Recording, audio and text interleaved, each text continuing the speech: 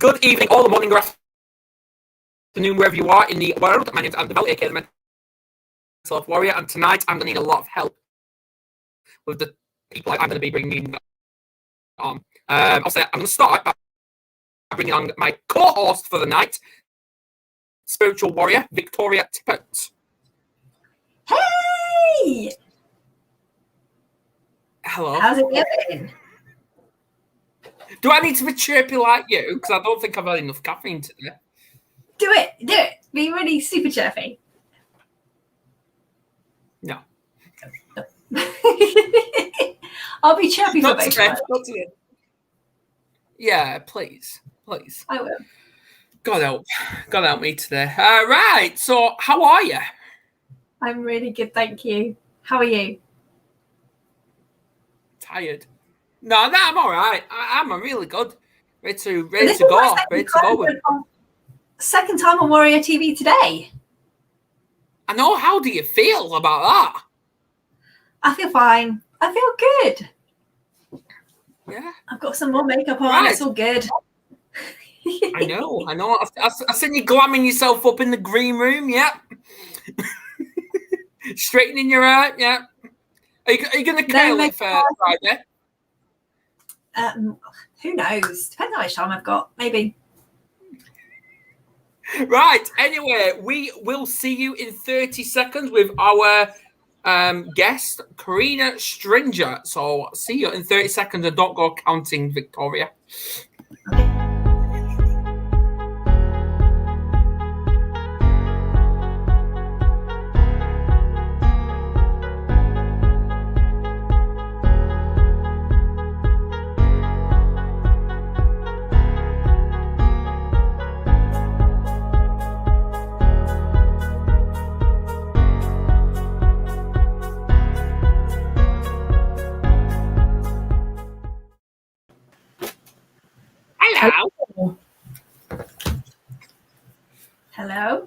Hello. Can you hear me?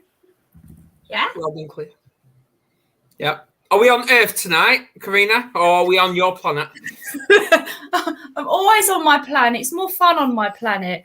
I'm so glad that we had that 30 seconds intro because my board just fell down and I had to save it. What's on your board? On my board is my new program that I'm launching. So it's my melodies are on my new board. Oh, we need to talk about that. For sure, yeah. So you know what? I'm going to start with some quick fire questions for you, Corinna. And Victoria, if you want to jump in, you're more than welcome to. Now I'm going to start with cats or dogs. Oh, that's a difficult one. Come on. Both. Nope, you have to choose I one. suppose I'll have to choose cats because I've got cats myself. So. Okay. Are you a night owl or an early bird? I used to be a night owl, but now I'm more of an early bird. You're a night owl. I get creative at night. That's the time everything starts to. Yeah, absolutely. Does pineapple belong on pizzas? Yes. This is why I get chopped off. Seriously. I've been asked this question by you and Kerry and Tegan, and this answer is still yes. Rubber. Pineapple's rubber. It's not. It is. You may as well go to Staples or something like that, or the Works, pick up a rubber and start eating it with custard. What kind of pineapple are you eating? I don't like pineapple. It's minging. Ew. Right. Christmas or Halloween? Christmas. Okay. Hello, Peter Croft. Good evening, you lovely lot. Are you on about 2 or 3 of us? Because who knows? Do you have any, Victoria? What do I have any? What quick fire questions. Any? Well, the one question that I want to clear up is Karina's surname that you and I both say differently. So let's hear it from Corinna exactly how she says her surname. My surname is Stringer. There you go. Stringer. That's what I call her, and that's not what you call her. So there you go. I was checking I was right. It's normally my first name that people get wrong. Yeah. You call her Stringer. It's not a name. Well, I do that because I like to resume back to Ginger.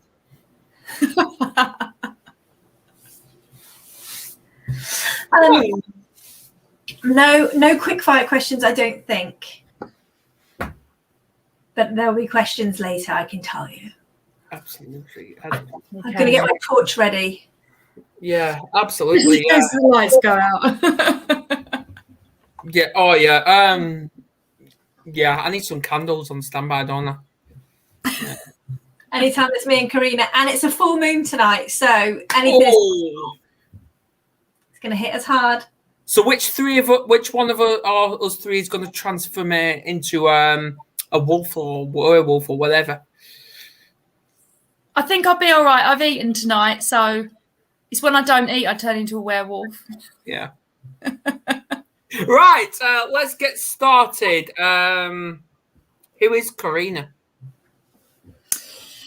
Who is Karina? Well, I'm a very different person to what I was about 10 years ago. I'm a confident, driven, successful person now, and discovering things all the time, every day. If you're not learning every day, you're dying.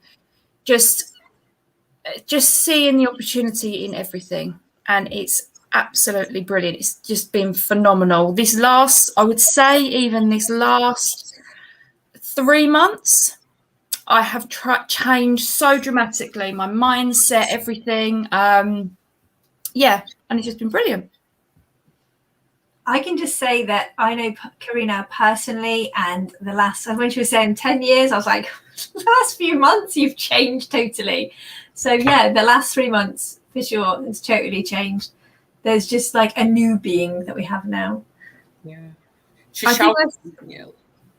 think that's because we've come out of lockdown and we've got events happening again. And yeah, I'm not the sort of person to be in a box, just not speaking to anyone. It drives me nuts. Like, it drives a lot of people nuts. And I'm such an event person. I'm a networker. I like to talk to people. I like to inspire people. And when I can't do that, I just feel really closed in. So, yeah. So I've been really, really busy the last few months. Amazing. Well, she shouted at me earlier, did Corinna? Did you know? What? Yeah, she shouted at me earlier because I got it wrong. Because I actually put in the promo "Wings for Success." Wings off. So she shouted at me. I didn't. I deserve it. I deserve it. I didn't shout at you. No, I know. You got my surname right. That's all right. Yeah. So, yeah. I'm just trying to think because it's been a year since you've last been on, just like Victoria is. It's been a year. Yeah. So, yeah. Yeah. So, what the hell have you been up to besides eventing and inspiring people and, starting new business? Yeah. So, in the last year, we're actually nearly in October. So in October, I moved in with my grandmother. She had cancer in her mouth, which then was diagnosed to be terminal. I stayed with her for 6 months. I lived with her for 6 months. I was feeding her every day. She was being fed by a tube in her stomach. And it was a really big learning curve for me just to learn how hard it is for the NHS to deal with, See, I had the emotions there because it was my grandmother. And these people deal with stuff like this on a daily basis.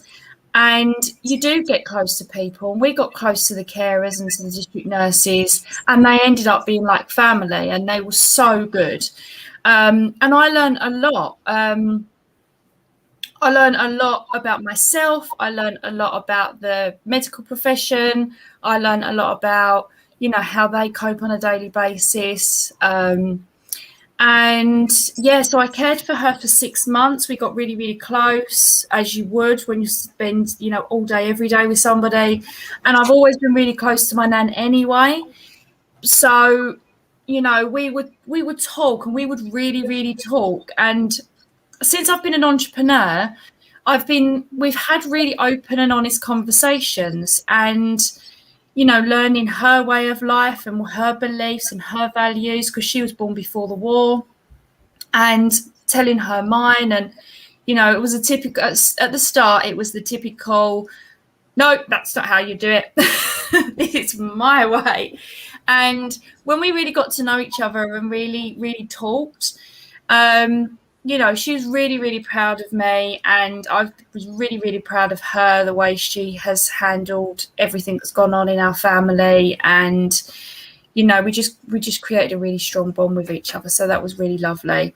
And then, unfortunately, she passed away in April.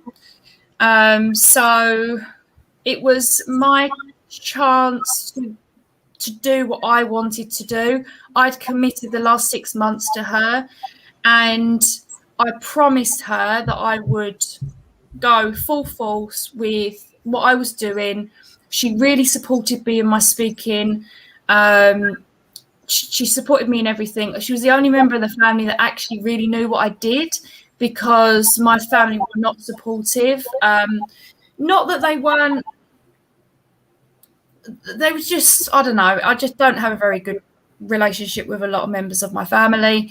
But my nan was always there. She'd always ask me how I was getting on. Even if she didn't understand it, she would still ask. And so I made that promise to her that I would keep moving forward with my business. And that's the most important thing, understanding what your why is, why you started in the first place. I started all 3 of my businesses because of my grandparents, and it gave me that opportunity to be able to care for her. Even though we was in lockdown, my property company, Jean Properties, which is named after my nan, the income from that left me open to be able just to not work, look after her, and yeah, and that's what I was always striving towards. But now I need to move forward, and I learned a lot about myself, and I've been learning a lot about myself for quite some time now. And I've always wanted to start a coaching business. So I decided to just get everything back together. And, it's one of them things. Hi. Oh, bless. Oh, love you too. Aww. Yeah, just get everything back together. And I've been wanting to do this coaching for so long. But I just feel like I've got so many more tools in my box now that I can really, really continue with this and really move forward. And I know how my other businesses run, and I know that I can leave them, whereas before I was trying to do everything. I'm now building up a team, and I know that I can leave those 2 businesses to run, and I can concentrate on a new business. And I just got so many opportunities. And I think when you give, and you give unconditionally, and you don't think about it, so many more opportunities come to you, just time after time. And then I started, doing the events and getting out and getting networking again, what I love. And I think when you're in a different headspace, the opportunities come, and you just see more clearly. Yeah, and it's just the last few months have just been amazing. Wow, thanks for sharing that. Yeah. Wow. So, Corinna. Go on. No, carry on. No, go on. No, I was just going to say, so obviously you've got to this stage now, and you've spoken about before, you know, you've changed in the last 10 years, but where would you say like your mindset was before you started doing all these speaking events and all that kind of stuff? Like where was your mindset beforehand? Because obviously to be where you are now, your mindset is really on point, and you know all the tools and everything to keep yourself in that really like high vibed place, and understand and appreciate that obviously we have moments where we feel sad and we feel down, but it's about accepting those moments and saying like, yes, I'm feeling really sad today, or yes, I'm feeling really sad right now, and I'm gonna work on that today, and tomorrow's gonna be a new day. But where has your mindset come from?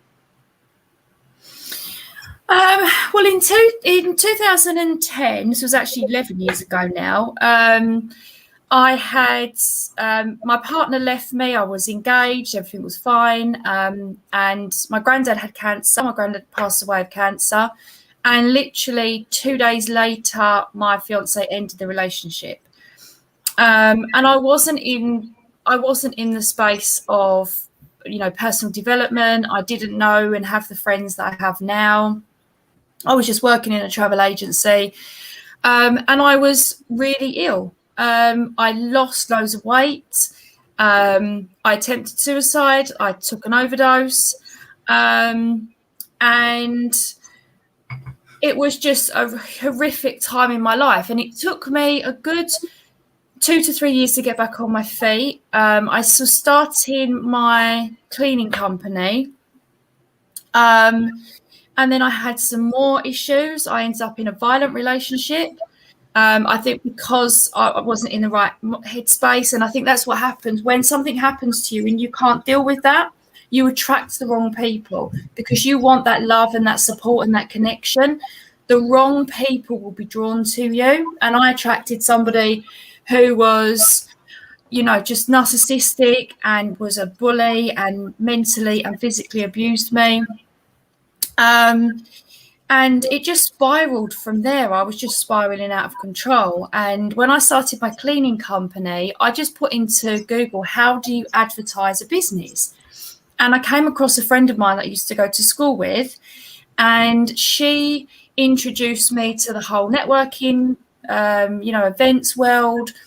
And because I made such drastic decisions within that business to get ahead in life, I was invited on stage to give testimonials. I was headhunted for another company to do their presentations.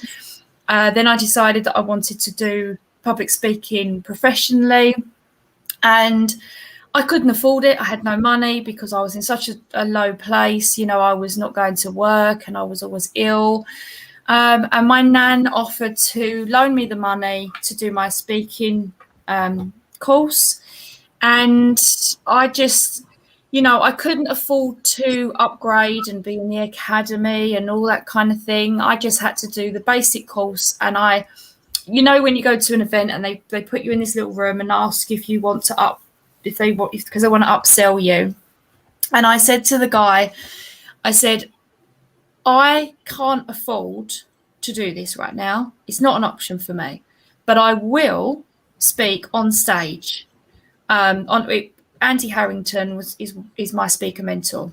I said, I will speak on stage with Andy Harrington. And since then, this was in January 2017, I've spoken on his stages twice. Wow.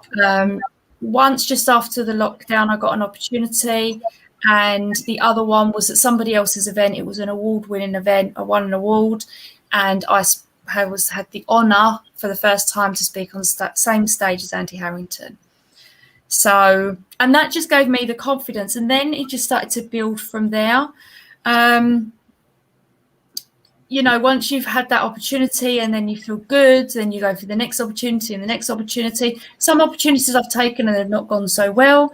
Some opportunities I've taken and they've gone absolutely fantastic and moved me forward. But that's what happens when you're an entrepreneur. It doesn't happen, you know, that it just builds and builds and builds. You do end up going on a bit of a spiral. And then when I was taking care of my nan, I kind of went downhill a little bit. everything slowed down. Like most people in the world, things start to unfold again. And I attracted somebody who I split with my business partner, and then had to fight over our business. And I started to, instead of saying, why me? I started to say to myself, why not me? Why? I'm going to take these opportunities, and even if I feel like they're failed opportunities, what can I learn from those opportunities? There's so much I learn about myself. You know, we have an argument with somebody and it's like, you did this and you did that, and it's like when you're pointing the finger, you've always got three fingers pointing back at you. And I took a step back and I said, why did this relationship not work out? Why did this business side of the relationship not work out? Yes, they was at fault, but so was I. What did I do wrong? What am I putting out in the world that's attracting these types of people? And yeah, I just learned so much about myself. Instead of just trying to push through these people that were getting in my way, I was like, hold on a second. The person who's really getting in your way is you. You're attracting the wrong people in your life. So yeah, I mean, there was a lot of people that I was still in contact with, who I've now sort of blocked from my life, who were holding me back. It's not a bad thing, because my mind is freer now. And just learning to deal with my emotions. Why? Like when I come home and I feel lonely, why do I feel lonely? Why do I feel triggered by certain things that people say? And with the help of Victoria, we had a talk a few months ago. I started journaling. I've got a journal, and I write down my thoughts and my feelings and things that happen that trigger emotions. And then I look back at that and I'm like, oh yeah, I get that. That's what triggers that emotion. Because you just can't keep going the way you're going, because you're not going to get anywhere. You have to look at yourself first. And since I've sort of been going back to the events and that, I've just been attracting the right people. I've got an accountability group with the crew that I work with Andy Harrington's team. I'm one of the people that crew for them, and we crew for an event called Power to Achieve, and it's all about mindset and, you know, motivating people. So us, the crew, we have a really strong bond, and we've now got a accountability group, and it's just been amazing. I'm so proud. Yeah. Yeah, you've come so far. This is exactly what I teach, is that what is triggering you? What is it that you're putting out to the world? Looking at you, internally looking at you, because we so often say, you make me feel this way. This is what happens. But instead of saying, when you do that, I feel this way. So it's like, you make me feel this way. No, you feel exactly the way that you feel. And it's about taking responsibility and understanding what is going on for you, and that you are in your own way. And so I'm just so proud. Yeah, absolutely. Yeah, using the tools and doing all those things. It's amazing. Yeah. I've always wanted to help others, because I've gone through a lot of stuff and come out the other side. But the last, when I was with my nan and that, I just thought I wasn't in the right headspace. I knew how to deal with it then, but I wasn't in the right headspace to teach and inspire others. So I had a chat with my business coach, and when I speak to him, he's like, I tell him about my business, but then he's like, but how are you? You need to process stuff. And I do process stuff now. Well, before I would just lock it away, but now I have the tools to process, and I have the tools and the strength to help other people do the same. This was something actually I was speaking to about in my subscribe group last night, and how people process things, because quite often we clear things that have happened into a box and put it to one side. It's that thing of the relationship that's broken down, or the business partner that's broken down, or the friendship that's broken down, and you don't deal with it. You might deal with like, oh, I'm so annoyed, this happened, and then you just put it to one side, and you don't ever really deal with it until something comes up later on. And a lot of times people don't even deal with it then. And this is something that I teach people, is that we have to go into those things together to unpack them and see what's going on. But one of the things that has come up for me last week, I did a lot of healing, and I was thinking the reason quite a lot of people don't process stuff, first, is because it's quite painful, but we have this natural instinct to, when you're in a job and you're about to get a new job, you're focused on the new job, like, I've got this new job, this new opportunity, or there's going to be, you split up with somebody and there's this opportunity of a new partner. So we're always looking to this next thing. And when we're in that thing, we're so excited. If it's a new job, it's like, oh, I need to know all the new things, and I need to fit in, and I need to meet all these people. And we don't ever deal with the stuff from the old job, the things that may have been bullying in there, or there may have been upset, or there may have been something that feels like it needs healing, but we don't ever deal with that. And so we're carrying all this baggage with us all the time. And it's so healthy for people to be able to process these things in a way that you're never taught. You don't get taught this at school. You don't get taught how to process things and how to identify your emotions and how those things come up for you. Yeah. Adam's thinking. No, why you were saying that, because it's great. It's what someone said on Saturday's Live, brilliant Carolyn. She says, it's not about ending the stigma of mental health. It's about the fact that you're living in that in denial phase, because you're stuck in that past and you're trying to move on, and the stigma's holding that back and in denial. If that makes sense. I think a lot of things with mental health is, once you get a kind of diagnosis, it's the label, the whole label syndrome of like, oh, okay, it's fine, I've got depression. Phew, excellent. Now what do I do?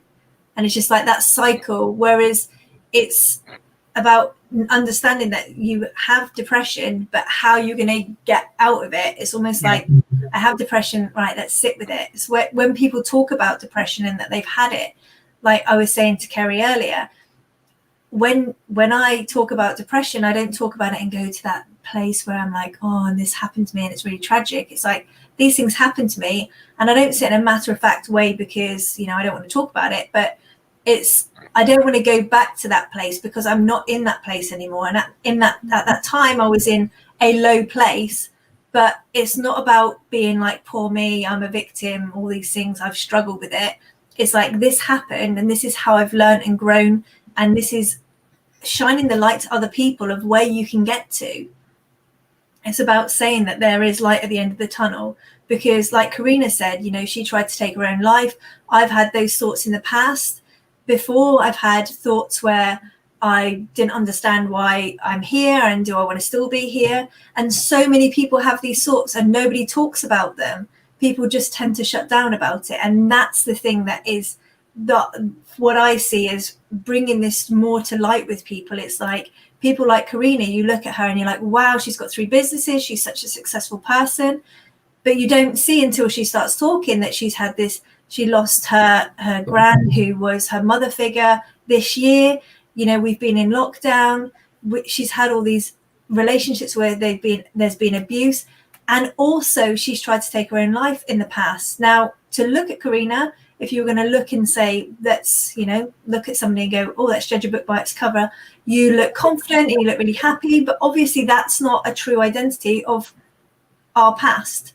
So it's about shining that torch for people and just saying there's so many people at the moment that, especially with what's going on in the world, America's about to go into, some states are going into lockdown in the next couple of days. Australia is still in lockdown. There was Dieter Brummer, who used to be an actor in Home and Away back in my day, who sadly committed suicide. recently because of all the lockdown and financial worries and things like that. There's just so many cases of these things, and it's about bringing it to the forefront of people's minds and being aware of it. And I think that's for me is the point of this, and about, you know, showing people what we do. Yeah, I'm glad you mentioned that, because I want to pick on a couple of things what you're saying there, Victoria. Now, first, I'm going to pick on the word depression, and I cannot stress this enough. Is fair enough, we're down, we're gloom, and we're like, right, what do we do now? We can't be bothered. But really, all you have to do is look at that word depression, take the letters, transform it into a statement, and it really means I pressed on. That's what it means. And also with the light. Now, I always thought for years, for decades, now I'm showing my freaking age now, but really, shining the light end of the tunnel, I believe that. But now I'm starting to think, no, that's not real. Because if you think about it, you are the light. Because look at miners.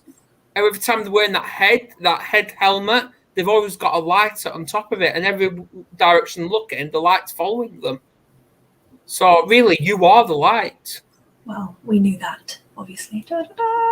Yeah, but for people that didn't. Oh, I see.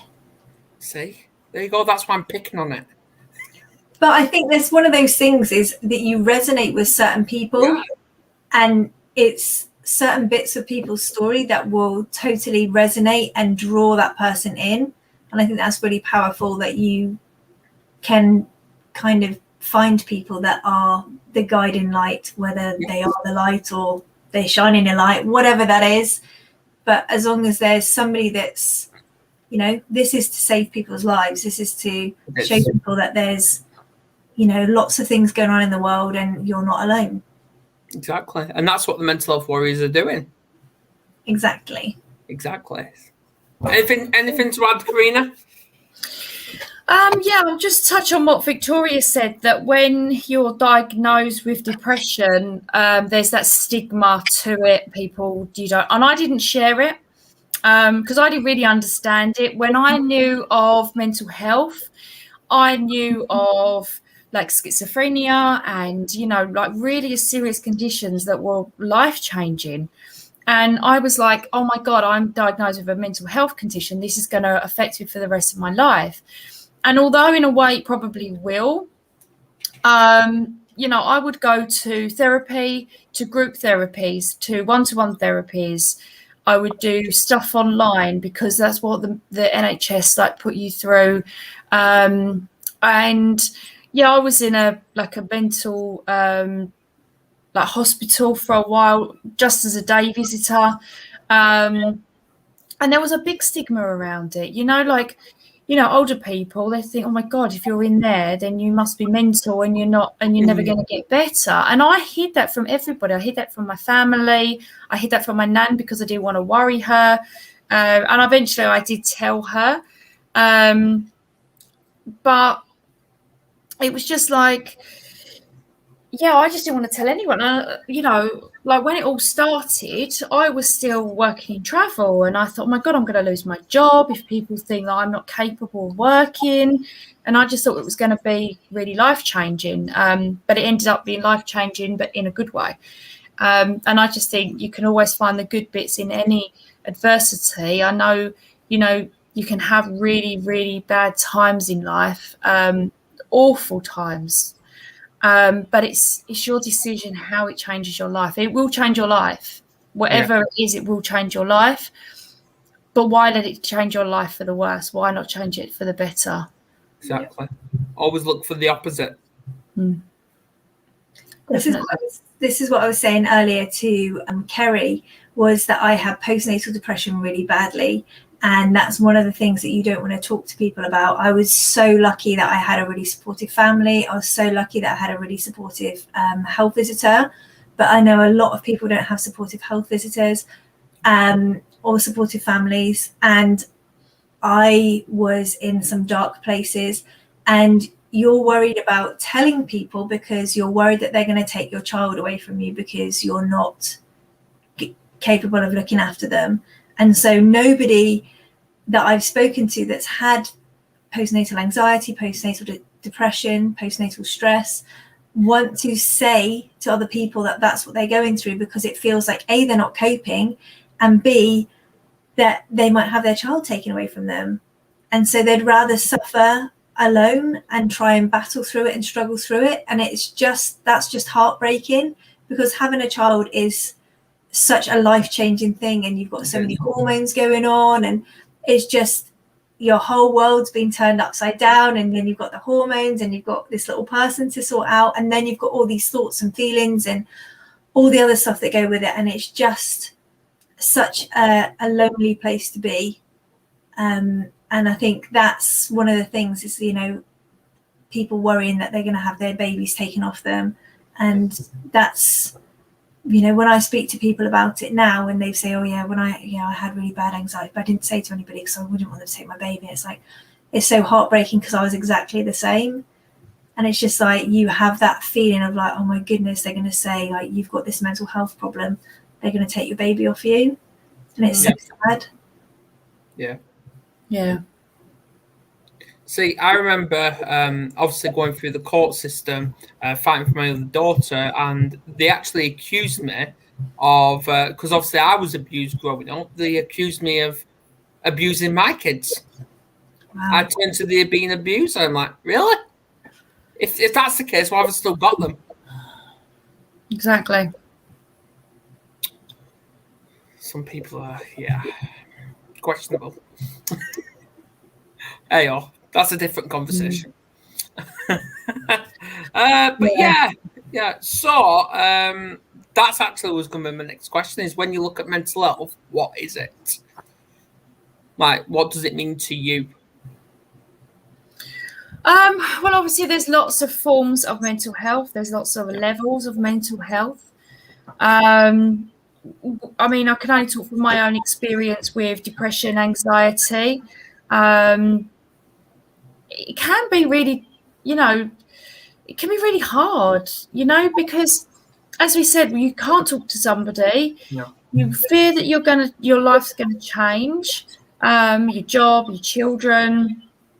And when you get to like the really serious cases, when people have to, be in a hospital or be on medication. I was on medication for a short while before I actually understood how to help myself get out of it. And I don't, although I don't like taking pills, I felt that I had to because it was helping me. But the thing is, being very focused on getting better and coming off of them very quickly. But yeah, it's just a really difficult thing when you get anything you get diagnosed with. But then, some things that people get diagnosed with can actually, turn out to be a good thing. Like my depression, it turned out to be a good thing because it made me more driven. And you've got, a lot of children now that are diagnosed with a lot of different things. And they kind of get picked on in school, and you just think they're the people that are going places because they know they're different. They understand they're different, and they will push themselves in a different direction. Yeah. Whereas everybody else is going down the mainstream school system.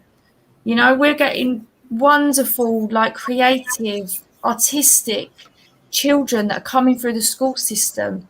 And sometimes that can be better. And they know how to deal with adversity. They haven't had it easy, and they know how to deal with adversity. They know how to treat people in a nice way because they want to get on in life.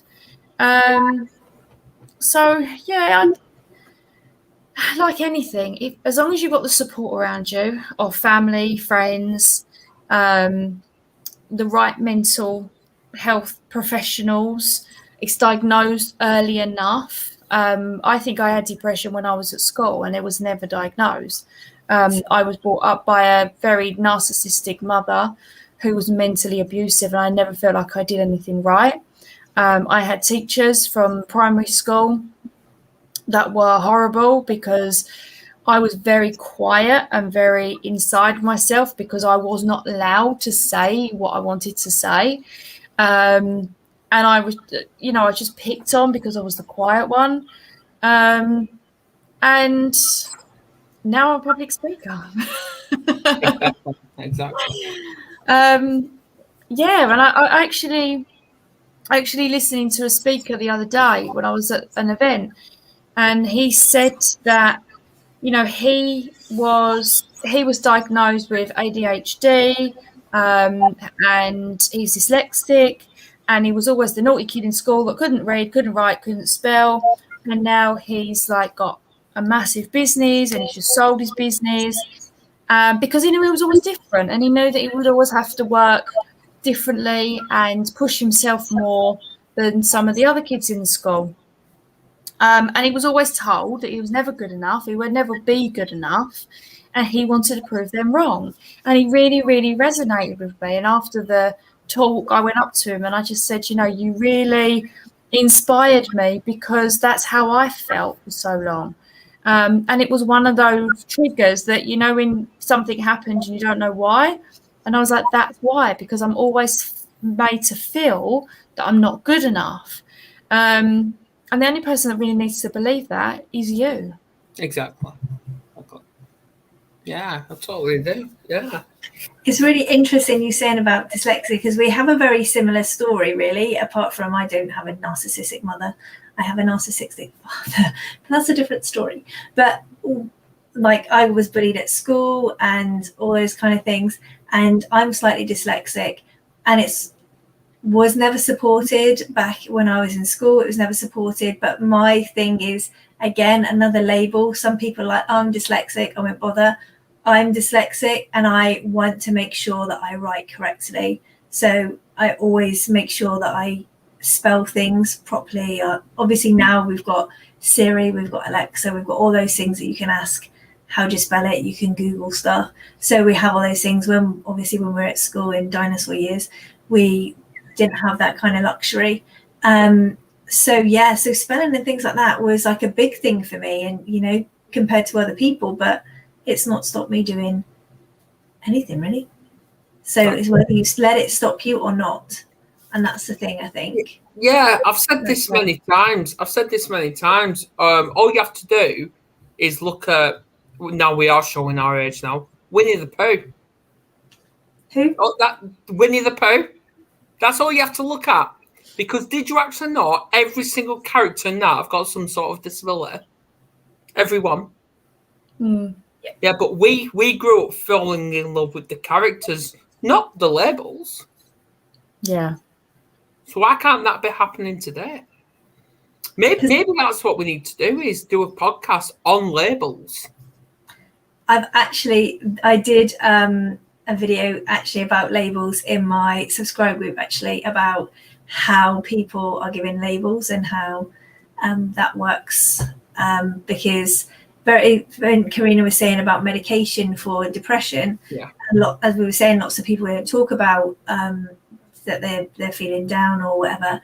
But I remember when I was very first given antidepressants, and the doctor said to me, it's like, she never said they were antidepressants, but I was in such a low place, and I was being not bullied, but victimized, I suppose. I don't know, bullied at work. And she just said, you need to have these because your batteries are so low. You need to have these just to kind of shut things off, to recharge your batteries. And then I was kind of like, then I realized, oh yeah, these are antidepressants. So I wanted to come off them like straight away, because I was like, there's a stigma around this, I want to come off them. But then the next time that I was on antidepressants before my daughter was born, I was on such a small dose. But then as soon as you speak to the doctor and you say, okay, then they say, how are you feeling? You say, oh, I still feel a bit low. Okay, well, you're on such a small dose, we can up that dose. And it's all the time is like, we can up that dose instead of giving you the support. And I was really lucky actually that I was able to see a counsellor, and I was able to, we called it SAD Club, but there was a course, there was a group course that some of us went to. I say some of us, we all met at this course, so I didn't know the people beforehand, but there were people that were suffering with postnatal depression, and there was a course. It was held in a nursery, so that the nursery could look after your children, and you could just do basically mindset things and start to look at things slightly more positively. And I was really lucky to have that, but lots of people don't have that kind of support, and it is just that the next stage is more medication, the next stage is more medication. We're just masking the problem. We're not getting down to what the actual problem is ever. And so, yeah, that's another thing that you were saying that is just really powerful, you know, that we need to see that is how it happens. And we, you know, that's not the solution. It's something to give you a bit of respite from all the thoughts so that you can kind of take stock of what's going on, but it's not the actual solution. Yeah, exactly. It's that label. I didn't want to be labelled as the crazy person. I didn't want to be labelled as the victim when I was suffering with abuse. When I started speaking out, you know, people would come to me and say, oh, you know, I've been abused and this and the other. And I kind of took a step back because I didn't want to be known for that. I wanted to be known for what I'm doing now, not what I've been through. And my ex-partner used to say to me, oh, just take your nutty pills, you know, because I would like freak out because he'd been so horrible to me. And, you know, you're always having that label put on you. And I think because I've always been quite a strong-willed person anyway, you know, some people it puts their back up and they don't like it. But I was just going to I was determined to push through and to share my story. But I was also determined not to be that labelled person. The person I am is the person that come through that stuff and is the strong, independent person. I'm happy to label myself that, but I'm never going to label myself as a victim. Never. No. And that's why I say it's really important when I hear people talking about mental health. It's like that's part of my past that has got me to this stage, and I'm grateful for each and every stage of that. I'm grateful that I was bullied at school. I'm grateful that I went through all those things because it's made me the person I am now. I have the breakthroughs I have now. The person that's sitting in front of you now wouldn't be here if it wasn't for all those things that have happened. Same with both of you. So that's the reason why I don't want it to be, it's really sad. I was really bullied at school. It is really sad. I was bullied at school, but I've learned something from every single thing that happened. And so like you, it's something I don't want to have as my label. Like, oh yeah, you know, Victoria, she's got mental health problems. It's like, I don't have them anymore. And I'm really grateful for that. But I've worked my butt off to get to this stage, like you, this having the tools in my box, knowing that I want to be the best version of myself. Yeah. And I want to create that's going to be something that's long lasting, that, you know, every time that something happens, it's like, okay, what's the next thing? And look forward to seeing what we're going to learn from each situation. Yeah. And I think some people, they'll think, you know, well, if they don't want to be labelled by that, why are they sharing their story? But we're not coaches that have read stuff from a book and teaching it. How many times do you go to the doctor and you tell them your symptoms and they Google it? You just think, I could have sat at home and done that myself. You're a doctor. How many business coaches are in a job, they're employed and they've never run a business before? We have the qualifications of real life experience. We've lived it and come out the other side. I mean, I've got my psychology diploma now. I'm doing NLP. I'm doing other courses on mental health. And I'm learning now, but I'm learning from a different perspective. I'm not just learning the words in a book. I'm learning and understanding the actual emotions and feelings that come from that teaching. So I can then pass my learning on to other people. And this is why I created my course, because we don't want to go back there. And I've had a chat to some people that have had horrific pasts, and they don't want to go to speak to somebody because they don't want someone dragging all the past up. Because I've had it where I've gone and I've had one-to-one courses and I've come out and I felt so depressed. I felt worse than when I went in there. Yeah. And I didn't want to go back the next week because they made me feel so bad. But it's important to not to drag up the past, but to understand the emotions that were attached to those events. We need to go back that far, but we don't need to go back any further than that. This is exactly what I do with people, because people are like, do I have to relive it? And it's like, well, to a certain extent we have to get the emotions out of it, because that's all the blocks. We block the energy. You literally put it in a box and shoved it to one side. So we need to go back and understand what happened so that we can get you through this process to come out the other side. And so it's a very fine line between re-traumatizing, but also finding the information so that you can use it as a tool to move forward. Yeah, exactly. Yeah. See, it's an opportunity. Yeah, definitely. Exactly. Now, all I've got to say is thank you both for coming on. Oh, I wanted to hear about Corinna's course. Right, we'll talk about that then. Tell us about your course. This is what happens when you have two ladies on. They just talk. They just have a chat amongst themselves. Shall I disappear then? So basically, it's a 6-week challenge. The first 2 weeks is just going over all the blocks, fears, anxieties that you have and where did they come from. Then the next 2 weeks is about the emotions, understanding the emotions, dealing with the emotions. And then the next 2 weeks is, through the whole course, you get techniques and things to do. But the last 2 weeks is then really implementing all the techniques that you've learned. There's loads of other bonuses. It's on an app. So you get your own app on your phone. You can do it 20, 30 minutes a day. It's not a lot of time. You just go onto the app. I'm creating some meditation videos, putting them in there. There's going to be loads of extra bonuses. And I'm just going to build on it every day. And what I found in a lot of mentorship programs is they'll take your money and then you kind of got to go do the work.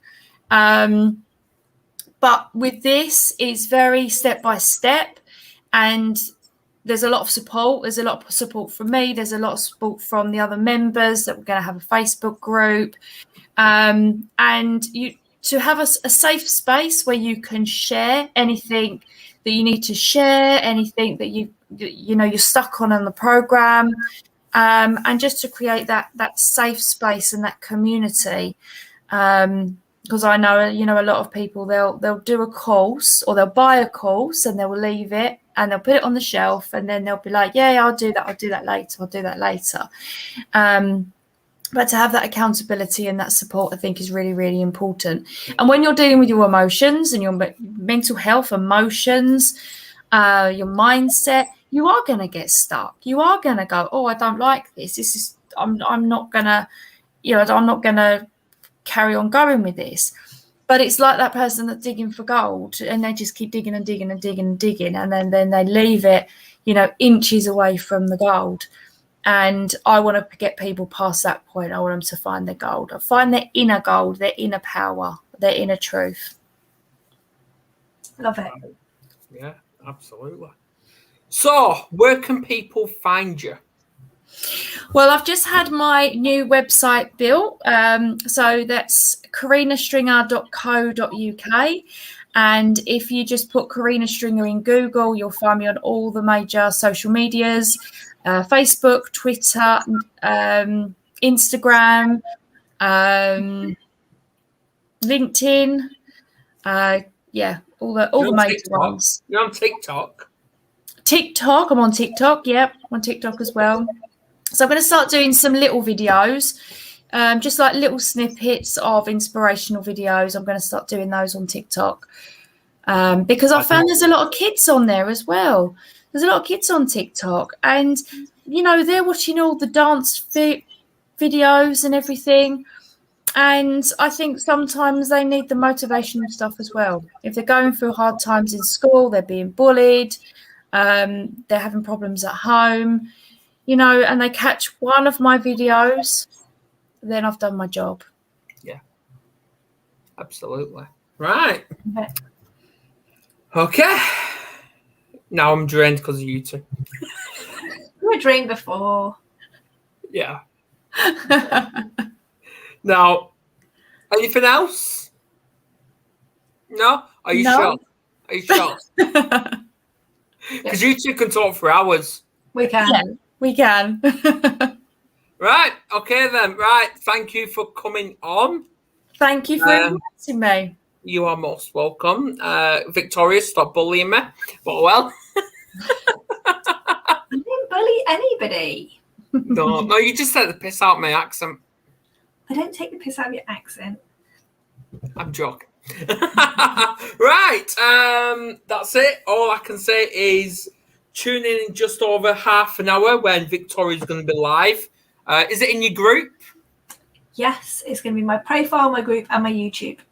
There you go. So get harassing and stalking her. So there you go. And we're having a day off tomorrow. Thank God. Well, I'm not because I'm on Zoom tomorrow. But yeah, Wednesday, Steve Knapp, Aussie, Australian, he's back with his show, Power Hour of Mindfulness. I ain't got a clue who the guest is. I don't know. Nobody talks to me. But that's all I've got to say. If you want to be a guest again, yeah, get in touch. And yeah, please share. Thanks. Thank you. Bye. Bye.